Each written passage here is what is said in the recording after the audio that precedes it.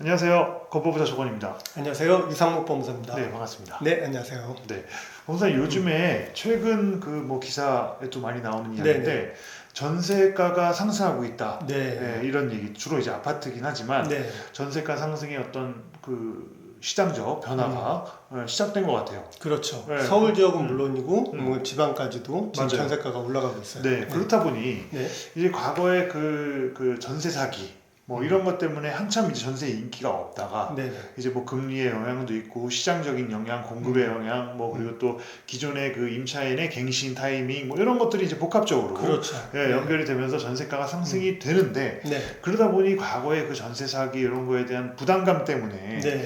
그 전세 보증금 반환, 보증보험 네. 저희 그 건법부자에서도 한번 설명을 했었죠. 굉장히 많이 말씀 나왔죠. 네. 깡통전세 관련해서. 맞아요. 네. 그때 당시에 굉장히 그 중요하게 이야기를 했던 기억이 나는데 그래서 다시 전세 보증금 반환 보증보험에 대해서 네. 그 시장의 관심이 굉장히 높아지고 있어요. 그리고 네. 최근에 기사를 보니까 이 기준을 좀 뭐 이렇게 열어주겠다, 좀 더 뭐 일종의 완화를 시켜주겠다 네. 이런 기사도 제가 한번 읽어봤었는데 그거에 대해서 한번 설명을 좀 부탁드릴게요. 기준이 완화됐다라고 얘기가 나오려면 일단 기준이 어떤지 일단 먼저 알아야죠. 살펴봐야 되죠. 네, 한번 알아봐야죠. 그리고 우리도 지금 이러한 내용들을 알아야 될 상황인 거고. 그렇죠. 그래서 가장 기본적인 내용 간단하게 한번 좀 짚어보고 네네. 그 다음 얘기 해보면 좋을 것 같아요. 네네. 자료 한번 보시죠. 네, 알겠습니다.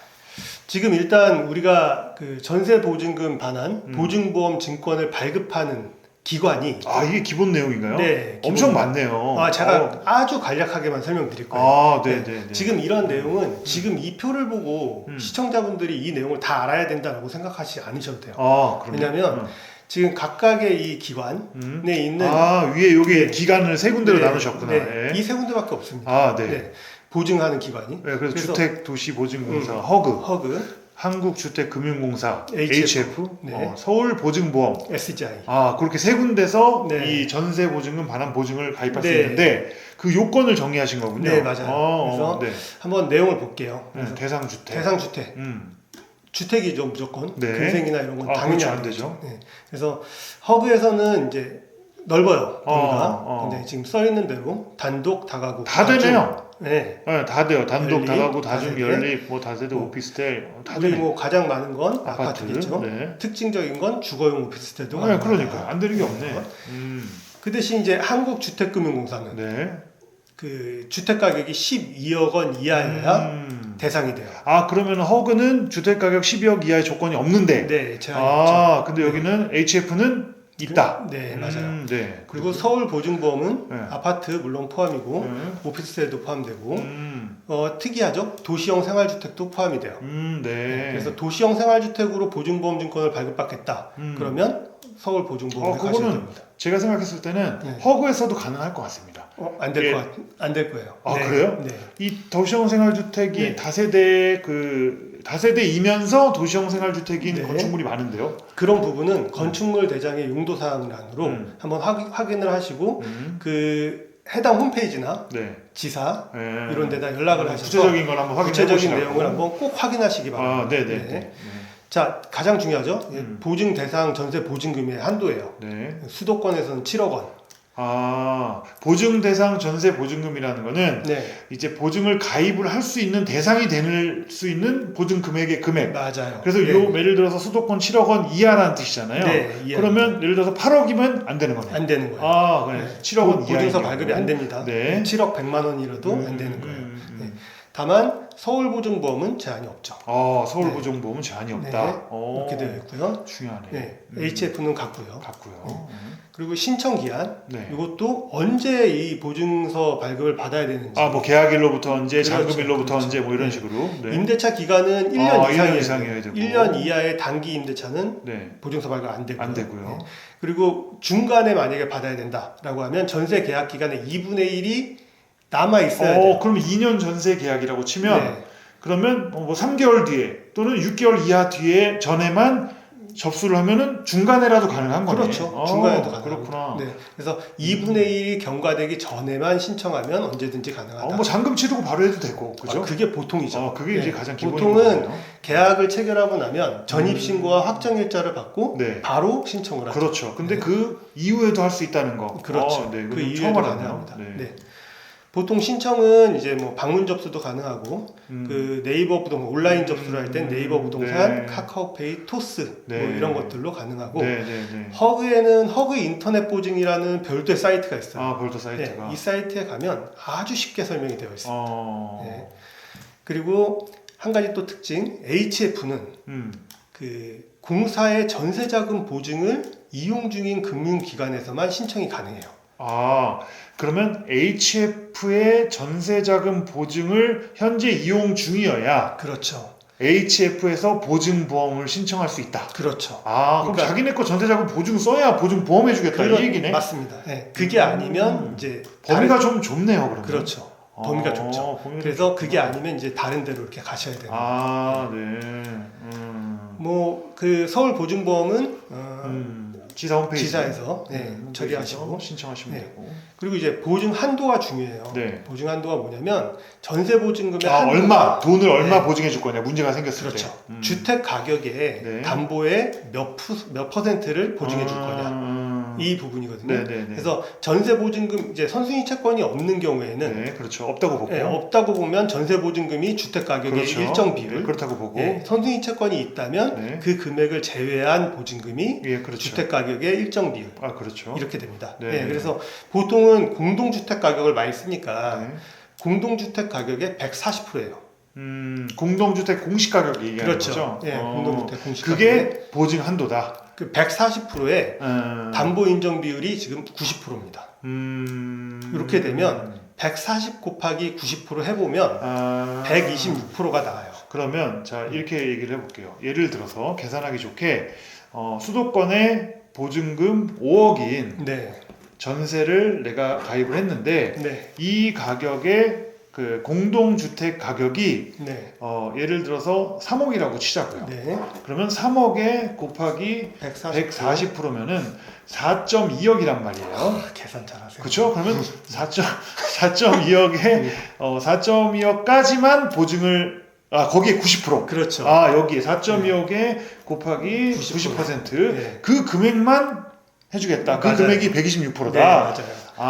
그럼 그래서- 결국에 공동주택 가격의 126%를 해주는 거네요, 맞아요, 그냥. 맞아요. 그래서 그 부동산 많이 다녀보신 분들은 네. 이 얘기를 아실 거예요. 그래서 공동주택 가격의 120% 이하로 전세 보증금을 설정해야 집이 나갑니다. 네. 뭐 임차인이 보증금을 대출 들어갈 받아 겁니다, 들어옵니다. 그렇게. 이렇게 설명을 많이 합니다. 임차인이 두려워할 수 있으니까. 그렇죠, 그렇죠. 그래서 이 126%가 그래서 나온 숫자입니다. 이게 허그 기준이잖아요. 네, 여기는 동일합니다. 동일. 네. 예. 이게 동일하고 예. 헷갈리지 지원이고요. 마셔야겠네. 네. 시청자분들 헷갈리지 마세요. 네. 보증 한도는 그 허그하고 네. 그다음에 HF하고 동일한 걸로. 동일합니다. 네, 그리고 그 서울 보증보험은 네. 다만 이 임대차 계약서에 네. 임차 보증금 그 전액을 전액. 그냥 보증합니다. 전액을 다 보증해 네, 주는구나. 보증합니다.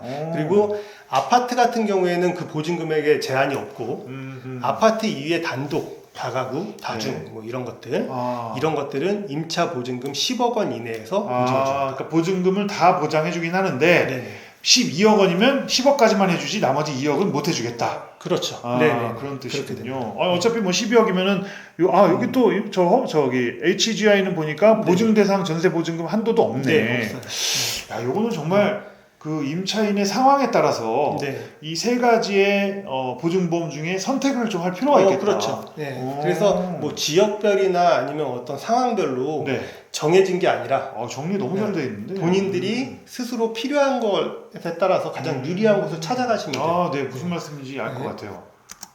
네, 자, 또 있네요. 네, 내용이 이렇게 많네. 보시면 네.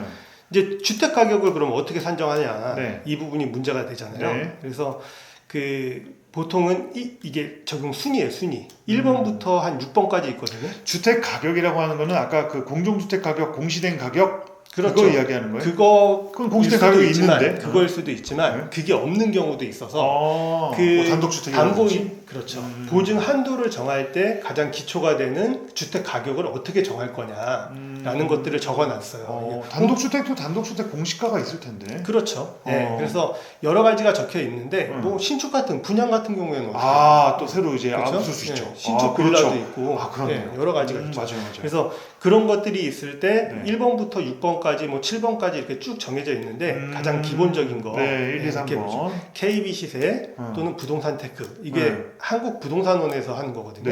네. 거기에 나와 있는 시세 보통은 중위 그 중간 평균값을 가지고 하고요. 아, 무슨 말씀인지 예. 알 것 같아요. 공동주택 그거가 없다면 만약에 없다면 공동주택 가격의 140% 이걸로 인정되는 경우가 가장 많겠죠. 그리고 안신전세 앱의 시세 하한가 뭐 이런 것들로 쭉 인정이 됩니다. 네. 서울보증보험도 네. 마찬가지 적용 순위는 비슷한데 네. 여기 한 가지 특징이 있죠. 공동주택 가격의 130%만. 네. 예. 이게 공동주택 공시 가격 얘기하는 거죠? 그렇죠. 오케이. 예. 오케이. 그래서 주택 가격을 산정한다. 네, 이렇게 알겠습니다. 됩니다. 그리고 이제 우리 나중에도 얘기할 거지만 이게 요번에 이제 얘기가 좀 나온 부분이에요. 아, 요 기사에서 네. 뭔가 완화를 시켜줬다라고 네. 했던 부분. 네. 그래서 네. 감정평가서를 이용할 때 아. 지금 이 금액 자체가 네.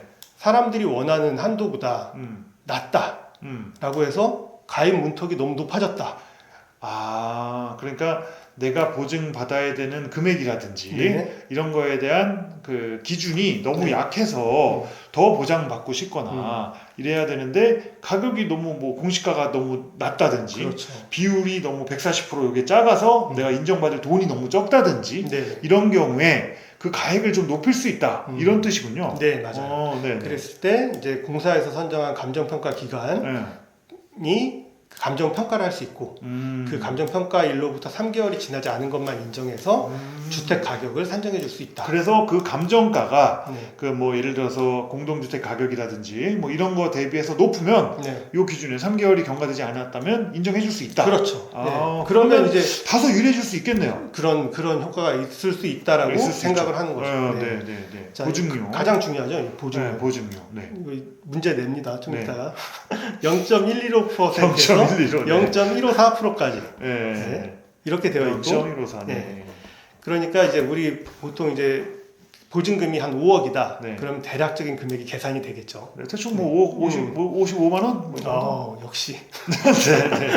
네. 네. 근데 여기에는 이제 사회 배려 계층에 네. 따라서 할인율도 있고 네. 부채 비율에 따라 이렇게 많이 보증 한도가 높아진다. 그러면 할증되기도 하고. 그래도 5억 금액을 다 보증해 준다 그러면 사실 그 정도 금액은 부담할 수 있죠. 네네.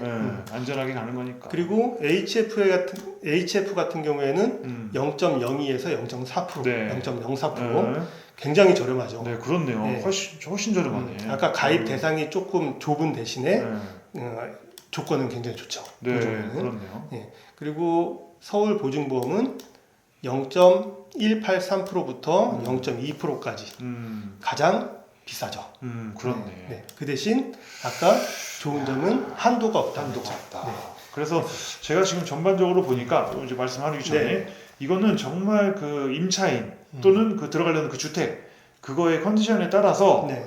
비교해보고 네. 나한테 가장 맞는 게 뭔지를 좀 판단해야겠네요. 네, 맞아요. 네. 그래서 처음에 내가 그 전세 보증 대출을 만약에 이용했다라고 네. 하면 이쪽에서 먼저 보시고 네. 그게 아니다라고 하면 허그와 보증보험을 같이 비교하셔서 보증료를 산출해 보시는 게 예를 좋아요. 들자면 그런 경우엔 그렇다.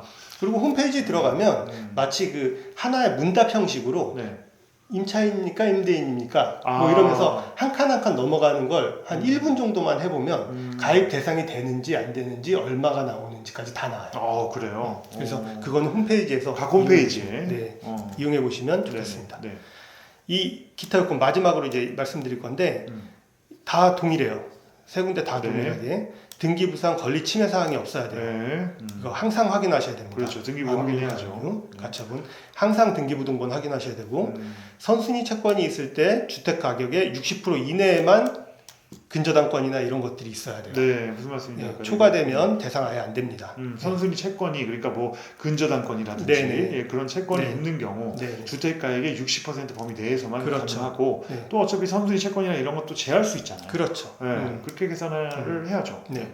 주택 건물과 토지가 모두 임대인 소유여야 하고요. 당연히 위반 건축물 없어야 됩니다. 뭐 불법 건축, 네. 뭐 위반 건축 네. 뭐 이런 것들. 또 특이한 사항, 그 당사자 본인 계약하시면 절대 안 되고요. 네. 쌍방계약, 네, 쌍방협의 이런 게 안 안 되는군요. 됩니다. 공인중개사를 통한 계약만 신청 가능하고요. 그렇구나. 다만 중요하네. 이제 갱신 계약은 예. 기존에 최초의 했던 거. 계약에 중개사 날인이 있으면 요거는 쓸 수 있다. 그거는 갱신계약이라는 거는 여태까지는 내가 보증보험 가입 안 했다가 네네. 요번에 갱신하는데 불안해가지고 2년 연장을 하는데 요건 가입하고 싶다. 네. 이런 경우. 네. 그러면 갱신계약 같은 경우에는 계약서가 또 있어야 되는 건가요? 아니면 그냥 갱신됐다는 내용만 가지고 가시면 특약으로 뭐 그렇죠. 적는다든지 네. 뭐 이런 그래서 식으로. 갱신 계약서를 쓰셔도 되고. 그럼 네. 무슨 근데 말씀이세요? 갱신인데 최초 계약에 중개사 날인이 있으면 상관없다. 네. 이렇게 좋네요. 됩니다. 정리 잘 돼 있네요. 네. 네. 이거는 뭐죠? 전세 보증 이게 뭐냐면 가입 기준 하나. 이거 네. 기사 나온 거 네. 이야기한 건가요? 사실은 이제 오늘 이 얘기를 하려고 음. 이 방송을 찍은 건데 네. 이제 앞에 이제 일반적인 요건들을 설명드렸고요. 네. 지금 그 전세가 우리 많이 이제 해야 되는데 네. 전세가가 올라가 있잖아요. 네. 보증보험 증권을 발급받고 싶은데 네. 가입 문턱이 높아졌다라고 얘기하는 거예요. 이제 빌라나 이런 부분. 가입 문턱이 높아졌다. 예전에는 주택 가격의 100%가 인정 비율이었고요. 네. 그 인정 비율의 100%, 그러니까 네. 주택 가격의 150%를 인정해서 인정 비율을 100%로 계산을 해줬었어요. 그러니까 보증서 발급이 굉장히 쉬웠었죠. 그 말은 아까 그냥 간단하게 얘기하면 그 계산해서 140%에 90% 하니까 126%였잖아요. 맞아요. 주택 가격이. 네. 근데 그게 과거에는 100%에 100%에서 150%였다. 네, 그 계산이. 150%에 100%였어요. 150%에 100%. 네. 150%에 100%. 그러니까 공시 가격의 150%까지였단 말이에요. 이거를 126%까지 그 금액까지를 보장해줬는데 그렇죠. 지금은 이 금액까지밖에 안 해주니까. 그렇죠. 근데 만약에 예를 들어서 126% 보장받는 거 아는데 네. 좀 비싸지만 뭐 네. 나머지 날릴 수도 있어 하고 계약하는 건 상관없잖아요. 그건 상관없죠. 근데 이제 임차인이 두려워하니까 문제인 거지. 그렇죠. 그래서 그걸 문턱이 높다라고 표현을 네, 하는 거군요. 문턱이 높다 네, 그렇게 네. 얘기가 나오니까 이제 정부에서는 발표를 했는데 이 부분을 건드리진 않겠다. 126% 네. 맞으면 안 되겠다. 이거는 건드리지 않겠다. 음. 다만 이 공시 가격이 낮아서 네. 어떤 문제가 좀 있을 때는 네. 임대인이 공시 가격에 이의가 있을 때는 허그 감정가의 126%까지 네. 요거는 전세보증보험 가입 가능한을 추가하겠다라고 얘기를 했어요. 그러면 이거 허그 감정가라는 게 아까 제가 네. 중간에 그 감정평가사에서 평가한 3개월 이내 평가액 네, 그 가격을 얘기하는 건가요? 그렇죠. 네. 그럼 그 3개월 안 된 그 허그 등록 감정평가사가 등록한 가격의 126%까지. 네, 맞아요. 네. 그래서 공시 가격보다 감정가가 더 높게 나오기만 한다면 네. 전세보증보험 가입 기준이 완화되는 완화되는 효과. 효과가 있지 않을까라고 얘기하는 겁니다. 평가액에 따라서 평가액이 높게 나오면 네네. 공시 가격보다 높게 나오면 완화 효과가 있겠네. 네, 그렇습니다. 그렇구나. 이런 기사군요. 자, 오늘 마지막으로 네. 그 전세보증금 반환 보증에 보증료가 들어간다고 아까 설명을 드렸어요. 네, 그렇죠. 아까 0. 몇 네, 프로씩, 그 뭐 보증료가, 많게는 뭐, 예. 보증료가 있고 네. 그 보증료가 할증도 되고 할인도 되는데 네. 요건 아예 지원을 해주는 아예 사업을 지원을. 하고 전세보증금은 3억 원 이하여야 되고요. 네네네. 청년과 소득, 신혼부부, 무주택 임차인 이런 네. 지원 대상들 여기에 해당이 되면 해주겠다고요. 네, 지원 대상이 되면 기납부한 보증료의 최대 30만 원까지 지원을 해주겠다. 네. 그 연중 관할 지자체 예산 소진 시까지니까 네. 가능하면 빨리 신청해서 빨리 진행하는 게 좋겠죠. 네, 여기 보니까 서울, 인천, 경기, 대전, 세종 뭐 다 네. 있네요. 네네네. 네, 그래서 이 해당 자치구에서 자치단체에서 신청을 하면 뭐 가능하겠다. 네, 맞습니다. 네. 그렇게 보시면 되겠네요. 선생님 오늘 준비 엄청 많이 해오셨네요. 근데 내용이 많아서 좋아서, 네. 내용이 좋았어요. 그리고 중요한 거는 이런 제도를 내 컨디션에 맞게끔 잘 활용을 해서 네네. 보증기관이라든지 네. 잘 선택을 할 필요가 있겠다. 네, 그리고 또 뭐 지금 전세가가 많이 올라가는 시기지만 그래도 과거에 뭐 전세 사기 이런 과정을 거쳐와서 많이 불안해하고도 계시니까 네네. 이 영상 보시면은 나한테 맞는 게 무엇인지를 한번 알아보고 네네. 거기를 적용하는 그런 어떤 계기가 됐으면 좋겠네요. 가장 중요한 건 일단 전세 적정가를 확인하시는 게 최고 먼저고요. 그 전세 적정가라는 건 결국 매매가 대비 전세가율 아, 가율. 네, 보통 70에서 80% 네네. 이걸 초과하는 보증금은 지급하지 않으시는 게 아, 좋겠어요. 그러니까 이제 매매가 시세가 예를 들어서 5억인데 80%면은 뭐 4억 원이 그렇죠. 넘으면 좀 부담스럽다. 그렇죠. 4억 원 이하의 보증금이 적합한 것 같다. 뭐 이런 말씀이시잖아요. 맞습니다. 네. 뭐 그런 것. 그런 것들 확인하시고 등기부에서 권리침해 사항 없어야 된다는 거 네, 그거 뭐 가압류 뭐 이런 거 없어야 반드시 되고. 확인하시고 네. 건축물 대장에서 네. 뭐 용도와 이 네. 보증보험 증권을 발급받기 위한 용도에 적합한지 그렇죠. 위반 건축물 같은 거 없는지 꼭꼭 확인하시고 아 중요한 거 정말 중요한 거 그 임대인의 체납세 아, 네. 네 이거 우리 저번에 법 통과되면서 네, 법 개정됐죠. 임대인 동의 없이도 네. 임차인이 가서 계약서와 신분증만 가지고 가셔서 신청하시면 세무서 방문하시면 임대인 체납세를 아실 수 있으니까 체납상 꼭 찾아보시고 왜냐면 국세는 선순위이기 때문에 그러니까요. 네, 나중에 임차인이 그 보증금에 네. 대해서 부담이 될 수 있으니까. 네, 그렇게 해서 보증금 꼭 지키실 수 있도록 네.